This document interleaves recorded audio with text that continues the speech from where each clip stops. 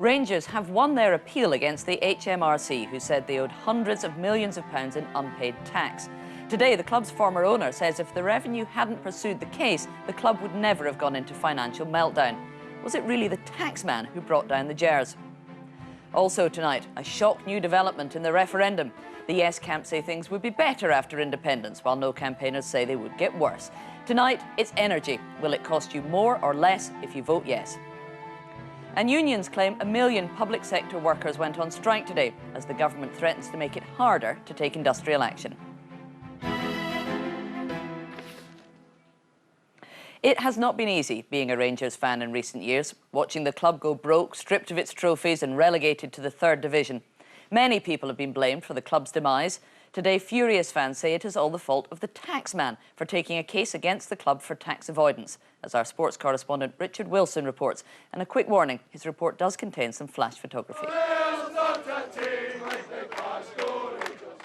For several years, Rangers fans have endured almost relentless turmoil.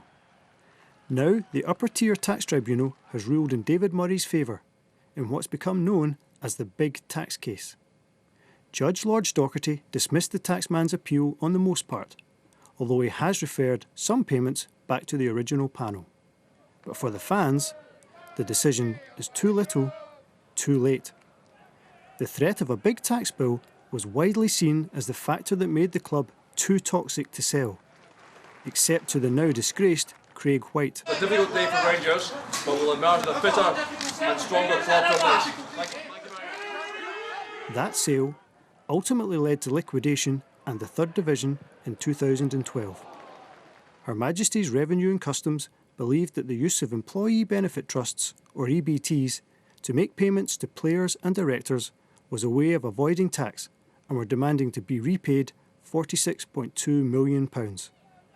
A first-stage tribunal found in Rangers' favour in 2012, and now the second-stage tribunal has dismissed the HMRC appeal.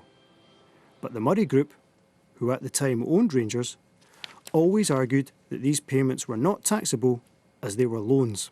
This verdict might seem like a hollow victory to Rangers fans, given everything that their club has been through during these past 2 years. And it might not necessarily be the end of this saga. HMRC now have 24 days left in which to seek permission to appeal to the inner house of the Court of Session. And if they do decide to take it further, we could still be talking about the big tax case for another 2 years. Although the big tax case does not affect the club today, questions remain about the actions of HMRC, and tonight, fans are calling for an inquiry.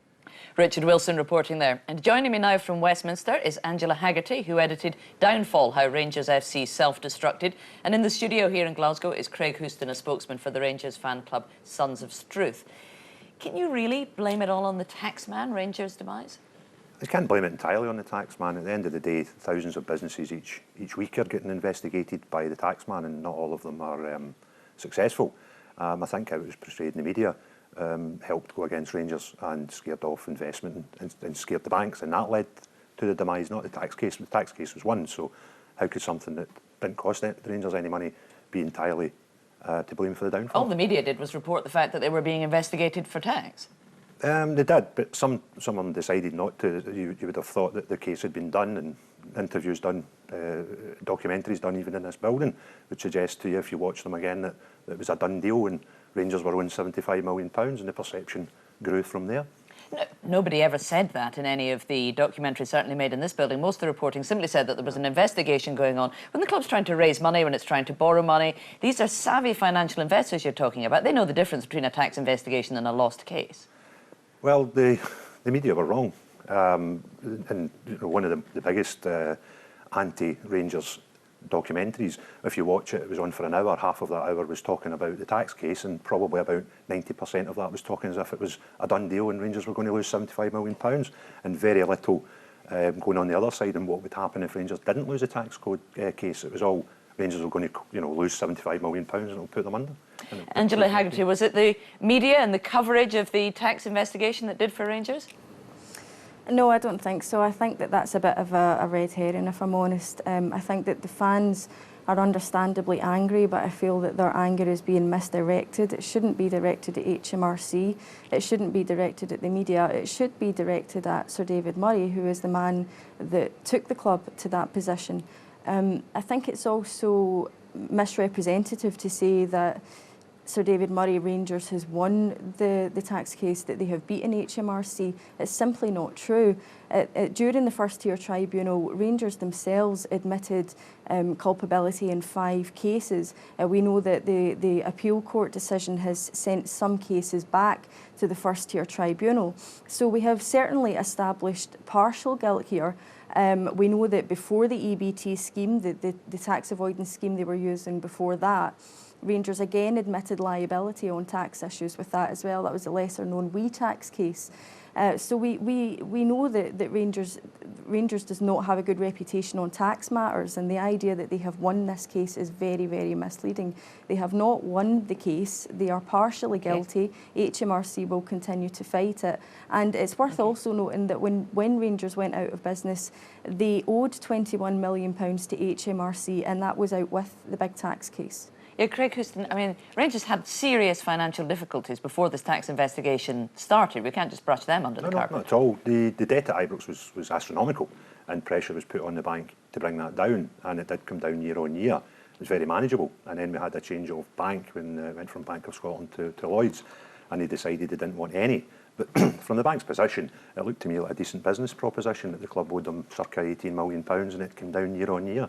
So yeah, there was debt, but a very, very manageable amount, and a lot less than other comparatively sized clubs. They have carried on. Angela, do you think if this tax case hadn't come up, would Rangers still be one of the top clubs in Scotland and final?